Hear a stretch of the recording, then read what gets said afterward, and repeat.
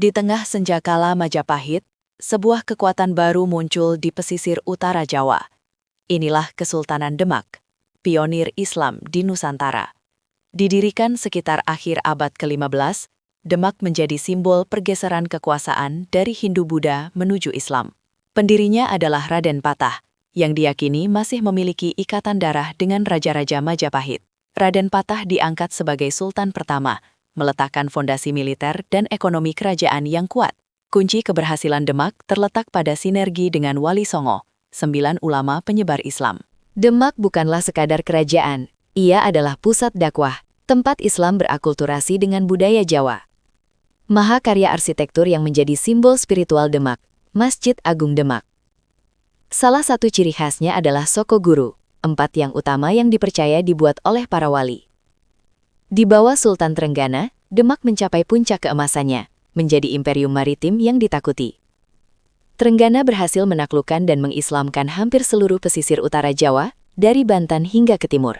Momen penting adalah direbutnya Sunda Kelapa dari tangan Pajajaran, di bawah pimpinan Fatahillah. Namun, Demak harus berhadapan langsung dengan kekuatan kolonial baru, Portugis, yang telah menguasai Malaka. Demak melancarkan serangan besar ke Malaka pada tahun 1512 dan 1521 untuk mengusir Portugis, sebuah upaya yang gigih. Meskipun gagal merebut kembali Malaka, serangan ini menegaskan Demak sebagai kekuatan regional yang berani menentang Eropa. Kekuatan Demak ditopang oleh perdagangan rempah-rempah dan beras, menjadikannya bandar terbesar di Jawa. Masa keemasan berakhir ketika Sultan Trenggana gugur dalam sebuah kampanye militer di Jawa Timur pada tahun 1546.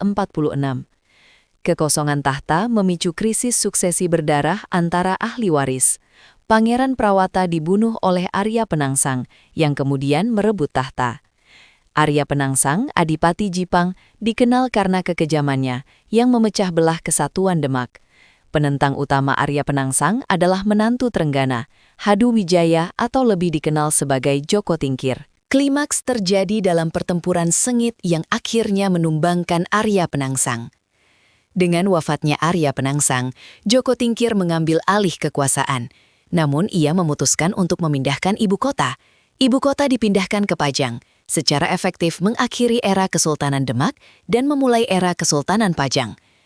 Meskipun kekuasaan politik bergeser, warisan Demak sebagai kerajaan Islam pertama tetap tak ternilai. Demak menetapkan corak Islam yang toleran dan berbudaya yang masih lestari hingga hari ini. Masjid Agung Demak berdiri kokoh sebagai saksi bisu kejayaan masa lalu. Demak bukan hanya sejarah lokal, ia adalah bagian integral pembentukan identitas keagamaan Indonesia.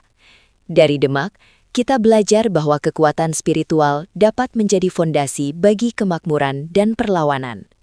Sebuah babak epik yang membuka lembaran baru di bumi Nusantara. Jika video ini bermanfaat, bantu dukung dengan like, share, dan subscribe supaya kami bisa terus menghadirkan konten menarik lainnya.